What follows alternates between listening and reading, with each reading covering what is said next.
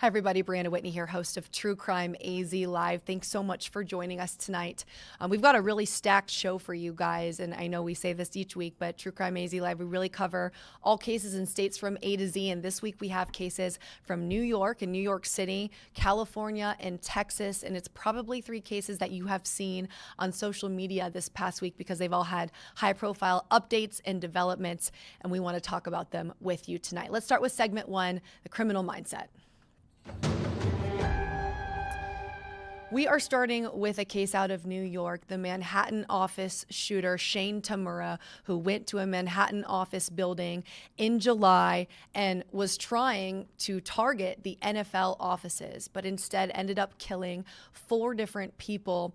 And his case gained the national spotlight so quickly because, one, it was so brazen. He went into a New York building with the intention to shoot up so many different people. But for another, this gained attention because he left behind notes that referenced CTE. You can see them here on your screen. He wrote, "Study my brain, I'm sorry," referenced CTE multiple times. And in one of those notes, he actually said, "The league knowingly concealed the dangers to our brains to maximize profits." We were looking at kind of what went on behind the scenes here, and we were looking kind of more into what was going on behind the scenes with what he was writing. So sorry about the technical issues on your screen right now. We're going to bring that down. But I want to go more into what was going on with the behind the scenes of the investigation. Once they realized that the NFL was the target of what was going on, and looking at the fact that he believed he had CTE, then that kind of changed everything in the investigation. Tamura's family had warned he suffered from migraines, mental illness, and had multiple sports concussions. It is important to note, Shane Tamura did not play for the NFL. He had played football in high school. He had played other sports, and his family then referencing the fact that he had multiple sports-related concussions, but none of those were actually with the NFL. And so this is something that I've been looking at for a while now. I've wanted to learn a little bit more about that connection between shootings, mass shootings, and CTE. We've seen it now multiple times and with other suicides as well, but it's something that we're trying to learn more about. So I want to bring in our live interview tonight, Dr. Rory Murphy. He is a neurosurgeon with the Barrow Neurological Institute, an associate professor. Dr. Murphy, thank you so much for coming on. We appreciate you sharing your evening with us to give us some insight here tonight.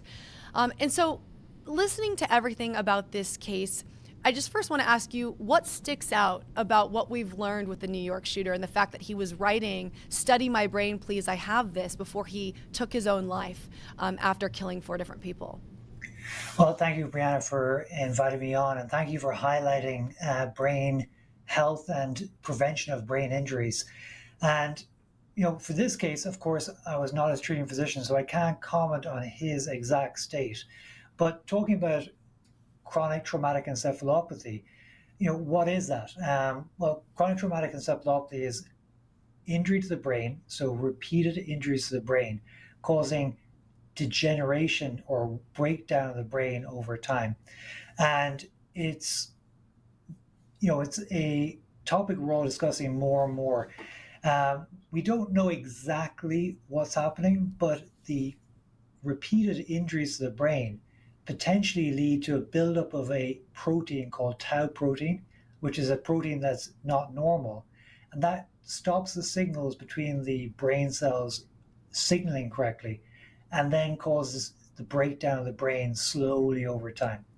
And the symptoms of chronic traumatic encephalopathy can be very different amongst different people because no one gets the same brain injury. Everyone will have different patterns of brain injury. Their brain injury will come on differently, and their symptoms will be different too. But common symptoms will be memory loss, difficulty concentrating, maybe in younger people, changes in their judgment and potentially confusion.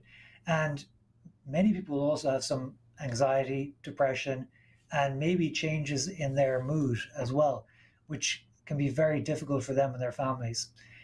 Later on, it can cause severe problems of movement and unsteadiness.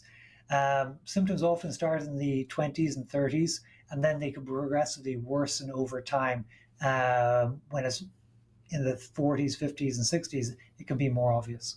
And this shooter was 27 years old, so I guess on the younger side of things. Something that I found interesting in listening to you explain it as well, it's my understanding that you can only be diagnosed at this point with CTE after you've died. Is that correct? Correct. So the true, accurate diagnosis of chronic traumatic encephalopathy requires study of the brain by a neuropathologist who will look at the brain in detail and see are the changes associated with it there. Now, the problem is that's too late. Right, So exactly. there are living diagnosis attempts coming on, and we're looking at different ways of diagnosing it, between talking to families, looking at patterns of behavior and people's cognition, how they're thinking, looking at special brain MRIs and brain imaging, and also even doing blood testing to see are there certain proteins in the blood that may be related to repetitive injuries to the brain. And it's a very interesting area that we're really trying to learn more about. In Boston University, they looked at over 300 former football players, and over 90% would have, on their brain analysis after death, would be showing some signs of potential chronic traumatic encephalopathy. So that's a very high number. Now, they would be high-level athletes, but it can also affect amateur athletes.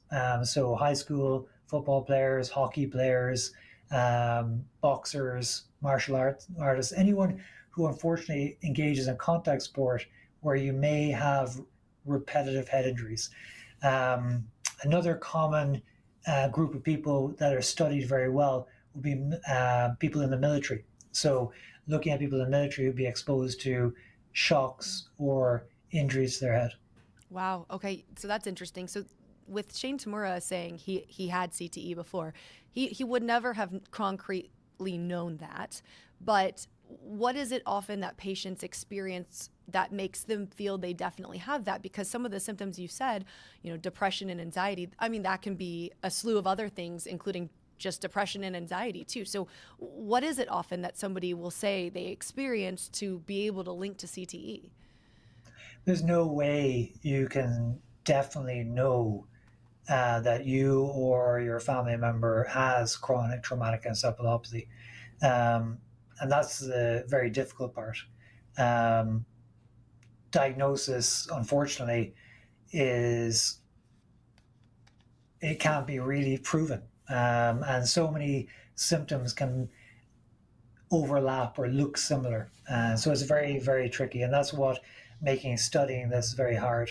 But the good news is the most important thing is prevention.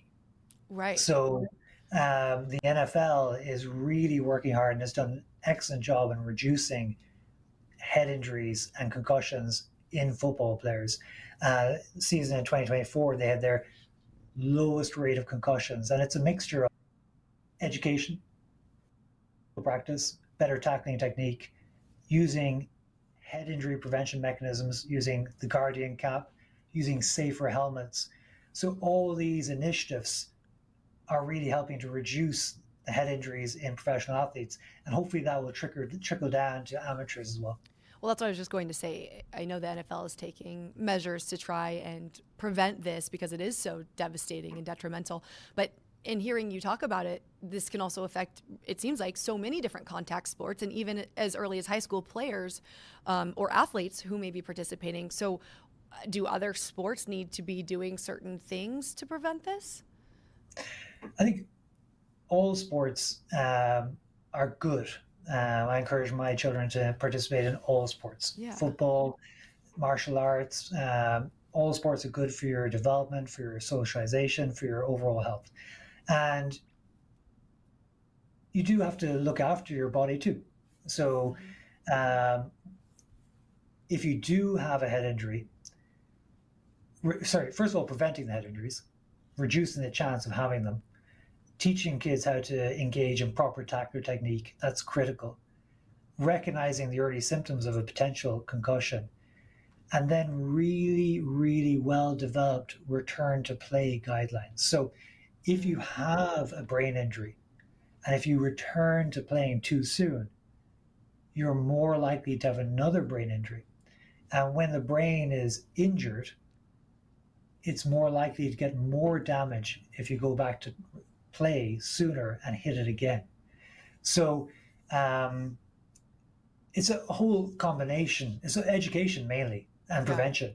But there's thankfully lots of people are working on this. People are recognizing it, and we've got lots of great ways to prevent it and help people in the future. But diagnosis is very tricky. So what does come next?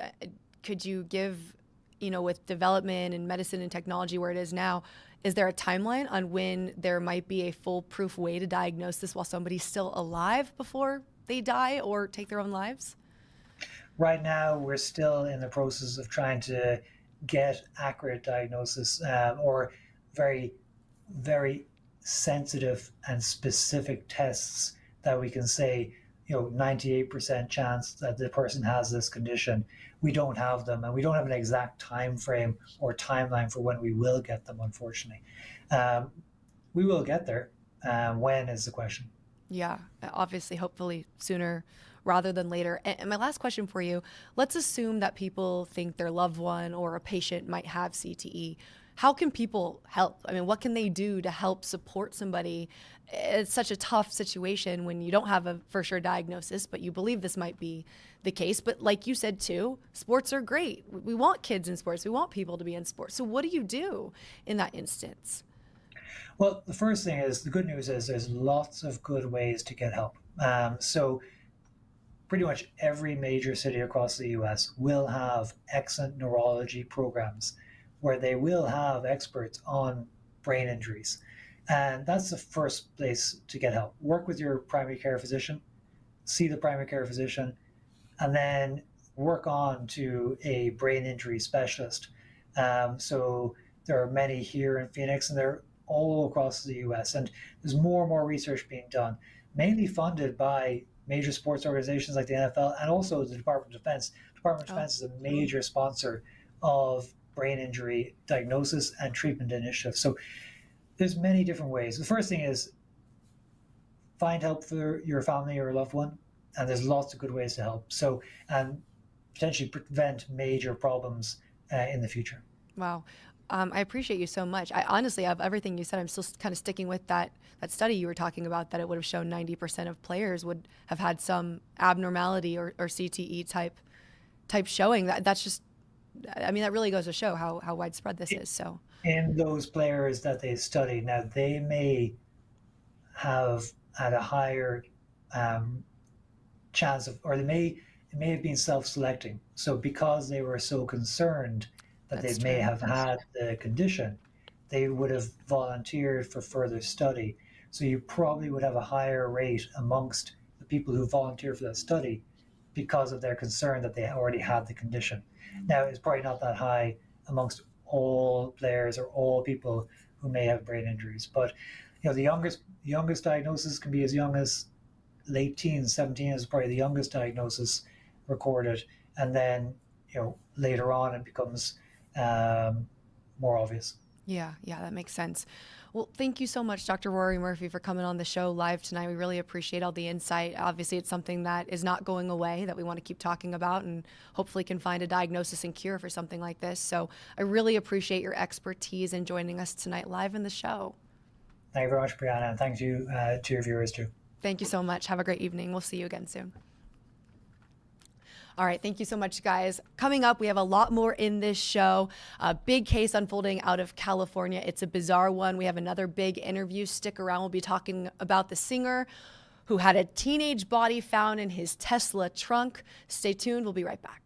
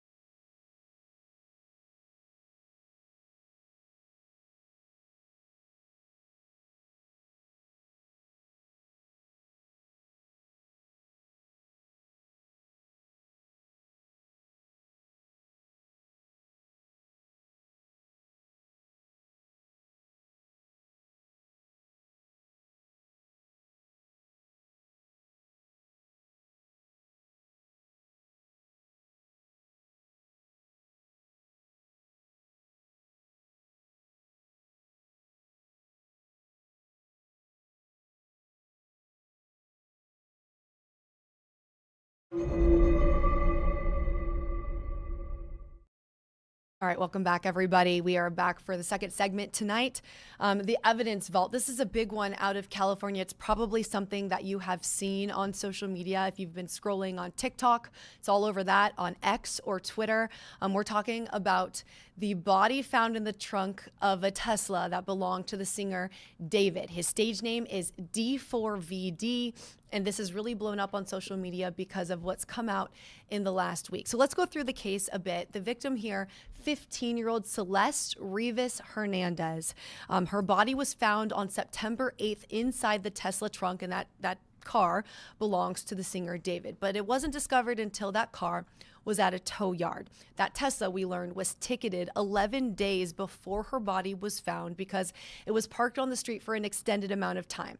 Then it had been cited again, violating a 72-hour parking ordinance, and it was after that that it was towed to the yard. That's when somebody there noticed an odor coming from the car. They had police come out, and the horrific discovery was made. Now, who was 15-year-old Celeste Rivas? Well, we know that she was a chronic runaway. She had a missing persons report filed for her before. She had run away before, and it did appear that based on people in David's circle, the singer, that she had come around before. This was not a random person. She did know him, and she knew the group of friends. But based on the decomposition of her body, it was likely that she was dead for at least several weeks, if not longer. Now, this is where things get really bizarre. David was out on tour when the body was found. It looked like the car had not been used for weeks. He is not named a suspect yet in her death or in this case. We know he's cooperating with authorities, but he is not a named suspect yet. He has since canceled the rest of his shows on his tour, so we know he's not doing that. But this is where the case is in kind of a bizarre aspect. We don't know the cause of death for Celeste Rivas. The autopsy came back and listed the cause of death as deferred.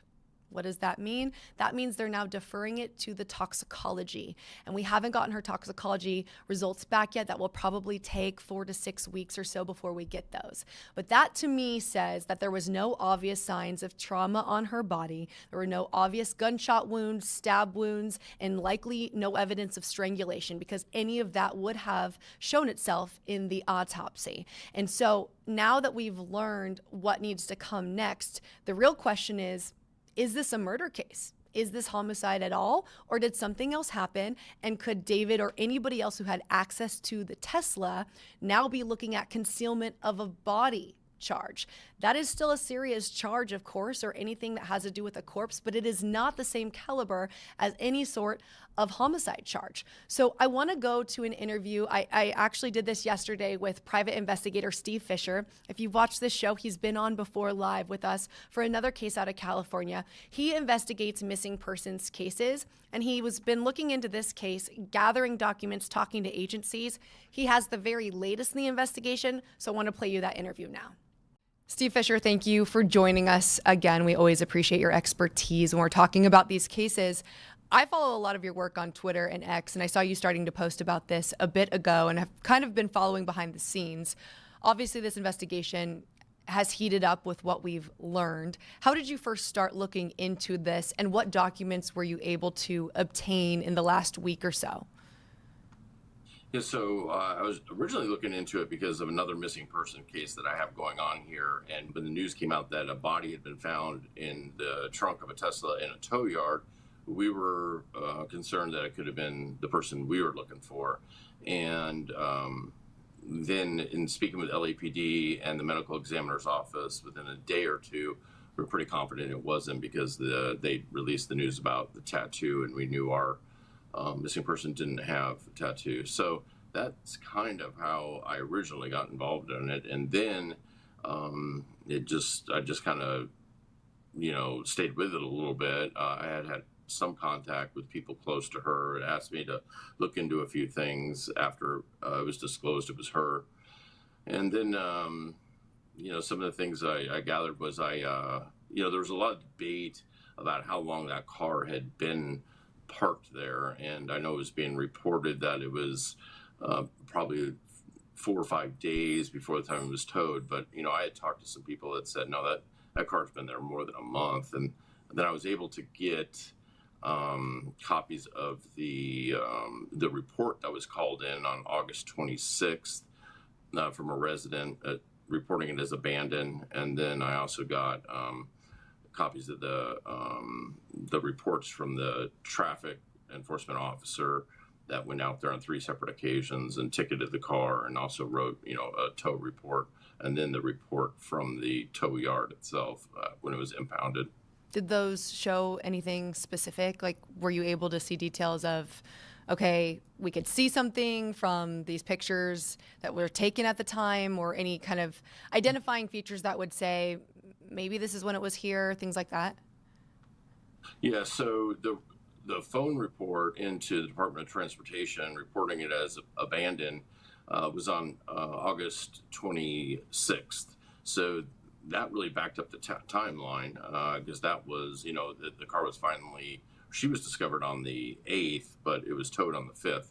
So that was a lot wider time frame than people originally were thinking. Now, that's from the time it was called in. That's legal to park on that street. It's not permit parking or anything like that. So for it to get reported as abandoned is a bit of a process in itself. It has to meet qualifications. It has to either appear that it's been lived in, like people are living out of a car, or it has to be damaged to where it looks like it may be undrivable and it's just been abandoned. And that was the case here. The caller noted, they didn't note anything about an odor, but they did note in the report that it had a large dent in the back and it had some other body damage to it, which the photos clearly show it did. I don't know what exactly happened to that car, but it's a 2023 Model X that he paid $104,000 for, because I got a copy of the invoice, and it's been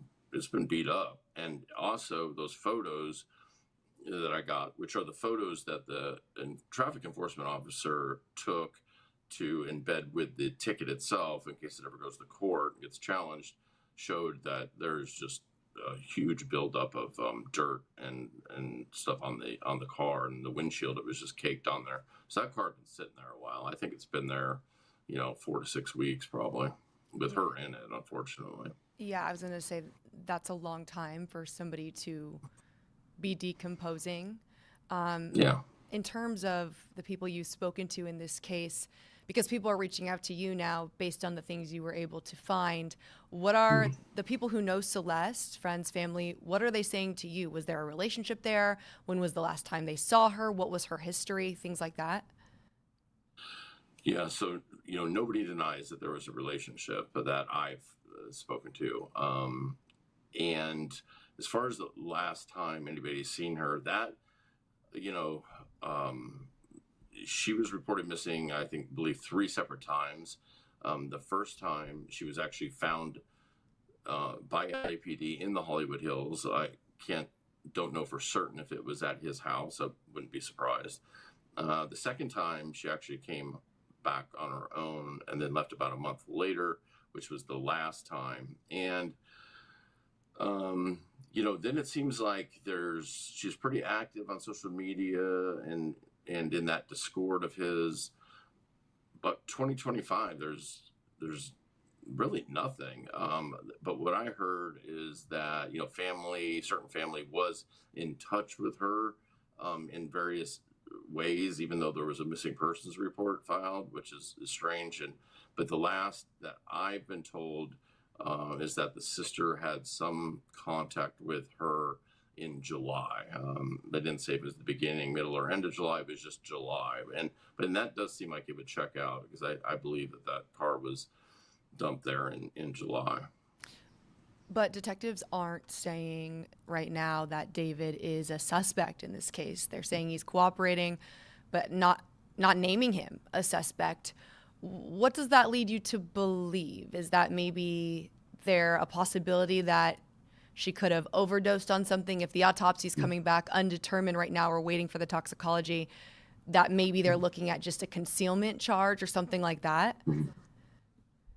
Yeah, I personally, I think that's what it's going to be. I think they kind of telegraphed that with that statement that LAPD came out with a couple days ago. I think that was kind of They saw the public interest in this case, and I think they were setting everybody up to say, listen, there probably won't be a homicide charge here because, it's totally, I deal with a lot of these cases, unfortunately, and it's very, very typical for the medical examiner to show this as deferred until toxicology comes back. And that often takes 6 weeks or more for those results to come back. And then from the time they get it back, then the pathologist has got to then take that information with all the information from the actual exam, the autopsy, and then determine cause and manner of death.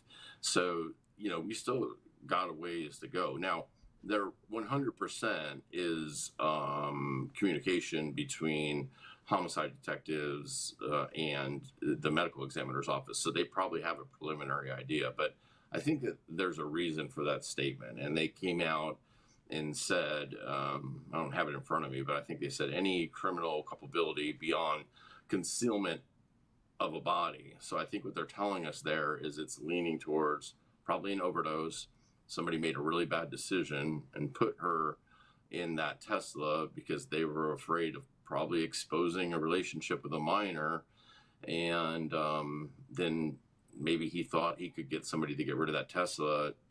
And people were just like, I'm not doing it, and I'm not doing it. And it just got left there. And the thing is in California, concealment of a body is a misdemeanor, and $1,000 to $10,000 fine and up to a year in county jail. But, if you don't have a past criminal record, chances are you're going to get probation. And so, sadly, it could be minimal charges here. And what bothers me the most is when they were talking about the criminal culpability, there was no mention of relationship with a minor, luring a minor, contributing delinquency of a minor, any sexual crimes against a minor.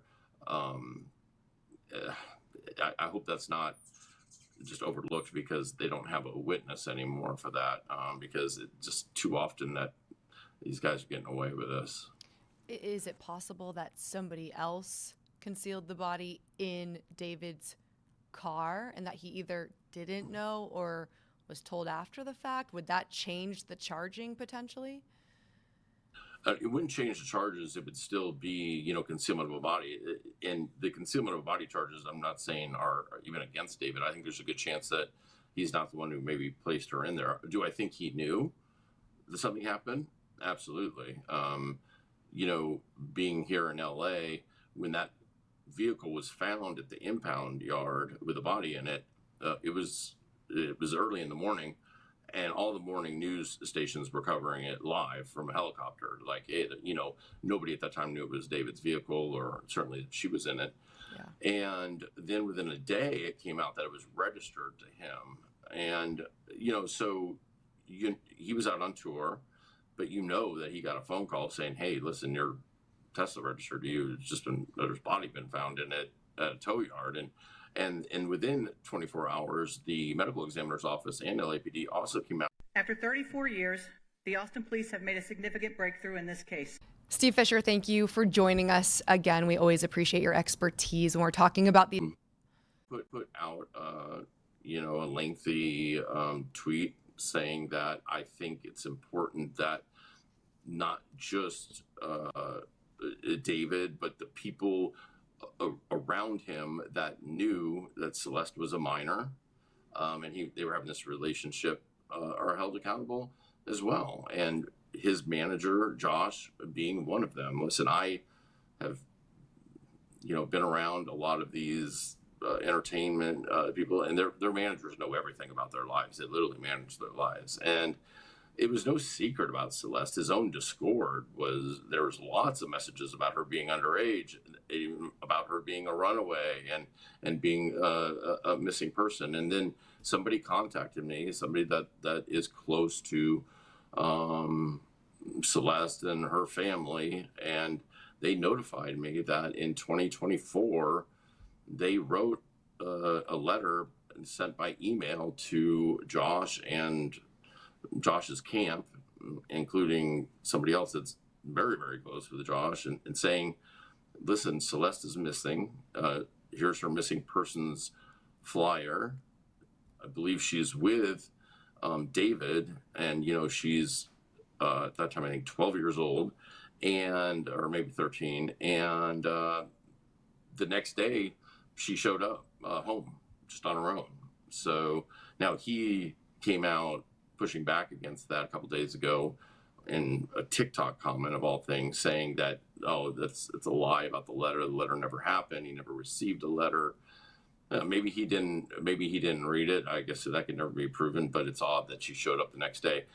But I don't believe for a minute that Josh and a lot of people in David's camp didn't know that she was underage. And another thing I'll say on that is Josh, in his rebuttal and his pushback, never mentioned Celeste, never said he didn't know Celeste, never said he didn't know Celeste's age, never said he didn't know Celeste was a missing person. He just said he didn't receive this email.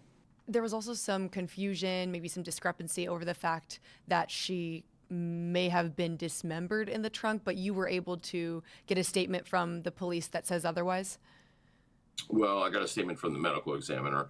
I still don't know the complete truth, because there are mainstream media news outlets that claim that they got information from LAPD saying, I guess, dismemberment. The way I took this original statement that came out, I think it said something about not being intact.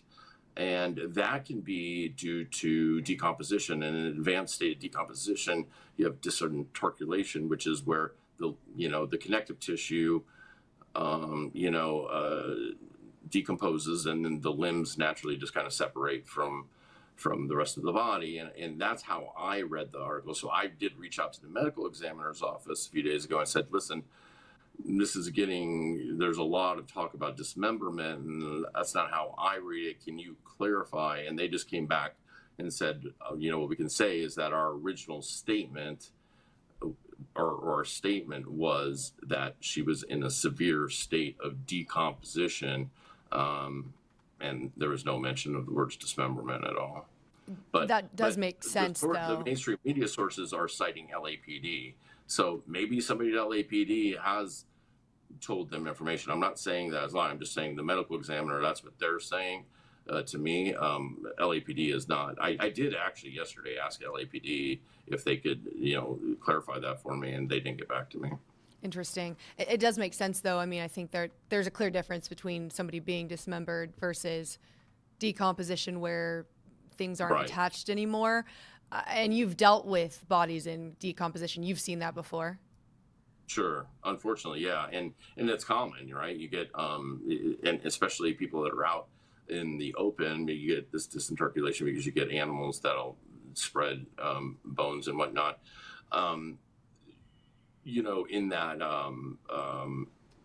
in that state, I mean, I think that's what they were saying, is that it wasn't a complete intact body. They weren't saying that there's body parts missing. And the other thing is that if she had been dismembered, like somebody had taken whatever tools and dismembered her, I don't think we would have gotten the statement saying, it seems like maybe the most charges are going to be concealment of a body, because that would be abuse of a corpse.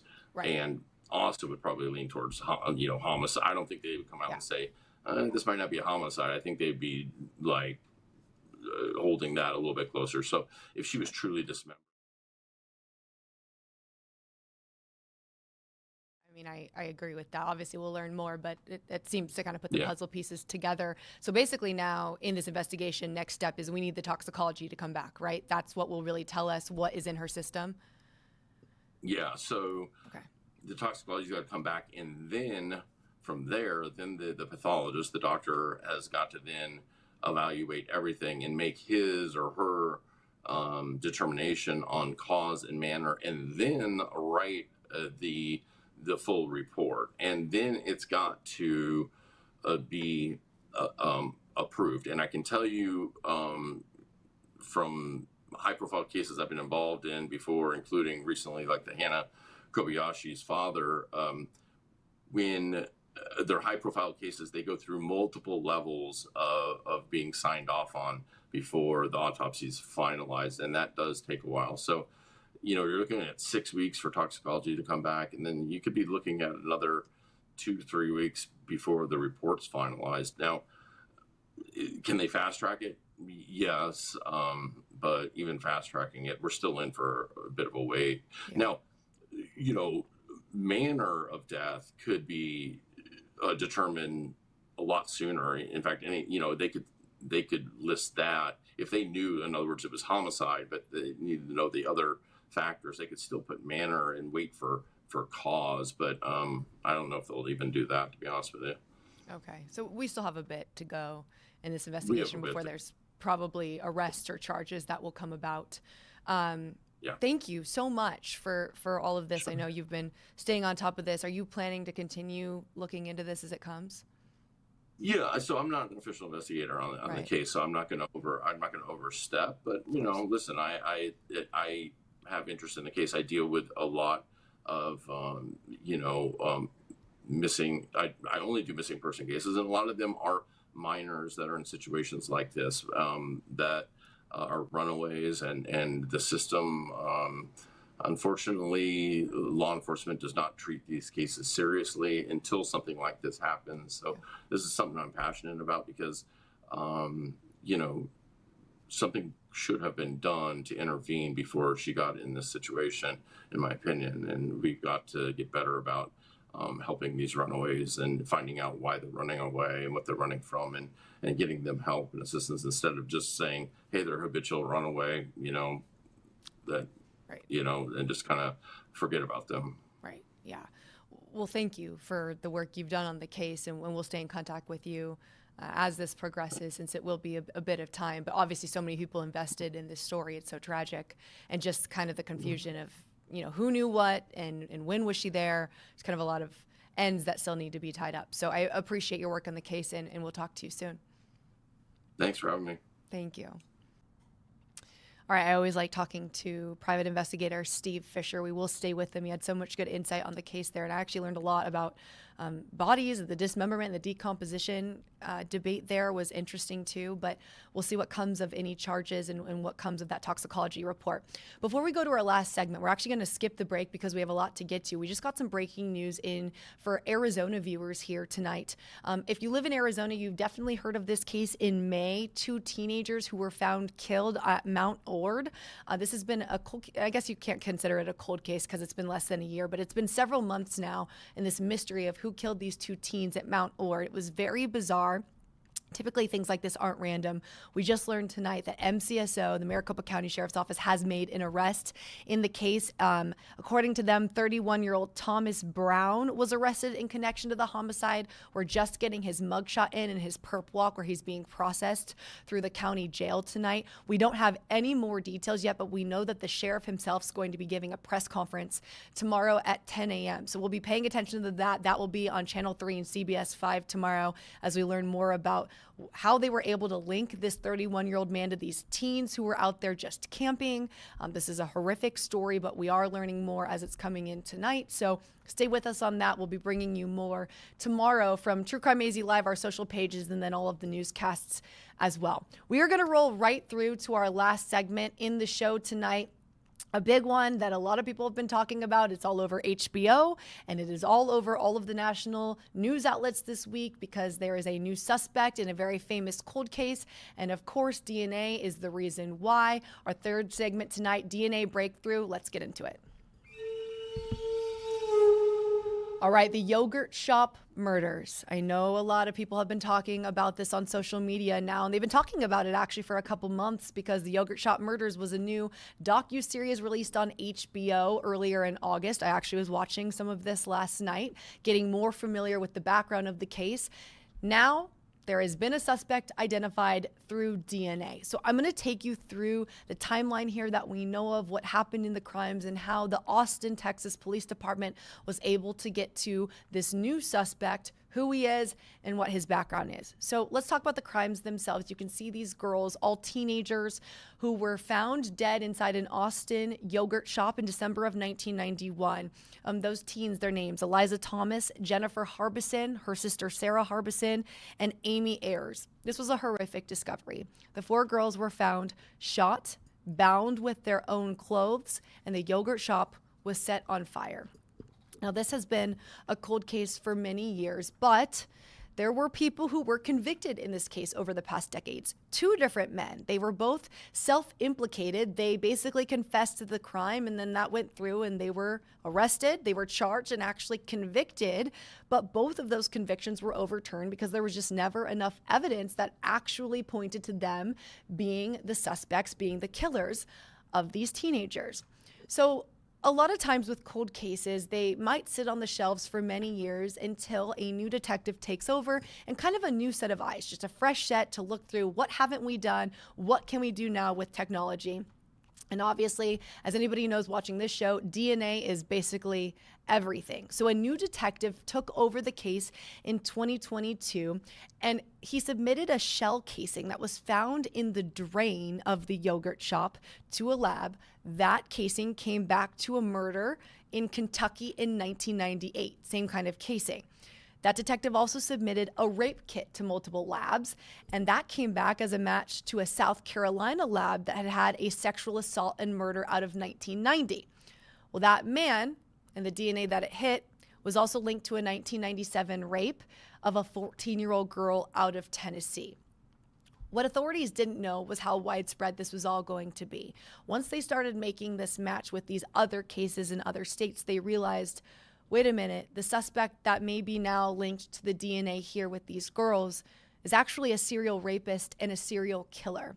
So I want to play sound for you now from the Austin police chief about how they made this discovery and who this man is that they now suspect is responsible for the murders of the 4 teens in the yogurt shop. After 34 years, the Austin police have made a significant breakthrough in this case. This is one of the most devastating and haunting cases in this city's history. This unthinkable crime has weighed heavily on the hearts and the minds of the family, the community, and the detectives who have tirelessly worked this case. As a mother, I cannot begin to imagine just the grief and the pain that you have endured. For the families of Amy, Eliza, Sarah, and Jennifer, today marks a critical step forward in honoring not only their memory, but getting at truth and accountability. We now have evidence linking a specific individual to this case, Robert Eugene Brashers. The only physical evidence located at that scene has been matched to him, and his DNA has since been, and before this connection, he has been connected to murders and rapes across the country.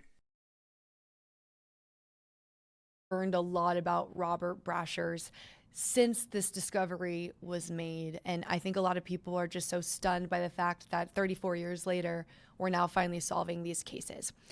Now, here's the thing. Robert Brashers is not alive. He died in a standoff with police in 1999. He killed himself during that standoff, and now authorities believe the gun he used to kill himself at that time was the same gun that he used for most of the murders in the yogurt shop. Here's what else we learned. He committed at least 4 other murders between 1990 and 1998. In 2018, Missouri authorities actually identified Brashers as the perpetrator of several violent crimes across Missouri, South Carolina, and Tennessee. That included that 1997 rape and a 1998 murder of a Missouri mother and her 12-year-old daughter. Now, police did not know why Brashers would have been in Austin at the time of the yogurt shop murders. We don't know. Was he out there casing the area? Was he looking for people? Was he looking for a certain set of young girls and teens to target? At the time, 2 of those teens actually worked at the yogurt shop, and they were closing up the shop with their friends and their sister at the time of these murders. But we do know that he was seen at an El Paso truck stop 2 days after the yogurt shop murders. And police said he was actually driving to Arizona to visit his dad. He was in a stolen truck out of Georgia, and he tried to flee when he was stopped by authorities. He was eventually detained and arrested on charges of auto theft and being a felon in a possession of a firearm. I did a little bit of research here because when I saw Arizona, I was like, okay, there's an Arizona tie to this story. I didn't know that. Here's what I found out. Robert Brasher's dad lived in Glendale for about 11 years from 1990 to 2003. He was reportedly visiting his dad during that time, but he never made it here because he got arrested. Both of his parents died many years ago, so we don't have the ability to actually ask his parents more about him or what may have happened. But he does have a biological daughter. I've reached out to her. She did do an interview with a station in Austin earlier this week, but I'm hoping to be able to connect with her and possibly learn a little bit more about this. Did she know about her father's violent past? Obviously, he died many years ago, but now this really just shines so much light into a much bigger deal here. When they were able to identify Brasher's in 2018 for those other crimes, they also exhumed his body, which means now they have his confirmed DNA. And it wasn't just the shell casing in the drain at the yogurt shop that matched the gun that Brasher's used, but his DNA actually matched DNA that was found under the fingertips of victim Amy Ayers. And the thing with DNA is that it is foolproof. And that is why it is so important that we preserve DNA the best we can and that these labs are able to now look at degraded DNA that we wouldn't have been able to test before because it is solving crimes just like this. And now they're able to have some closure. But for these families, this has been so tough. And I know a lot of people watch the HBO series, family members interviewed in that series. One of those family members is Sonora Thomas. She's the sister of victim Eliza Thomas. Sonora was just 13 years old when her sister was killed. And for her, this update, sure, it does bring answers, but it also brings another emotion too. Our reality doesn't change after today. Our families are still too small, still missing an essential ingredient, and we are lesser for it. We have been robbed of a life with nieces and nephews and grandchildren, and with sisters to grow old with. You can just hear the raw emotion with those families. Obviously, this is a lot to process, but they've had to live so long without those young girls ever being able to grow up. Authorities do believe that Robert Eugene Brasher's is probably responsible for a lot of other crimes across the country. And so the hope is now that with this identification in such a high-profile case, that there might be other agencies who will be able to test DNA against the DNA in this case, possibly for other rapes or other murders across the country. It is likely somebody who is this brazen and driving from state to state to state committing murders like this and rapes would be able to do this in such a prolific manner that it's likely these aren't the only ones that he committed. So a big update in a massive national high-profile case. It is finally closure for those families. And we're thankful to be able to report all of that tonight. I want to thank everybody. I saw a couple of you said hi. Somebody said hi from Buckeye on YouTube. Thank you so much for watching live. We really appreciate our live viewers. And any questions, of course, we're always wanting to take live as well. Again, with that Mount Ord arrest that was made during this show, that announcement just coming out about the 2 teens killed here in Arizona while they were camping. We're learning now more about who this suspect is. There's going to be a press conference tomorrow at 10 a.m. We'll be streaming that. And then we'll have more information on that as well. So stay tuned as we learn more about that local unfolding case. But appreciate everybody joining us for all of this. Thank you so much. We'll see you next week for True Crime AZ Live. Hope you have a safe night.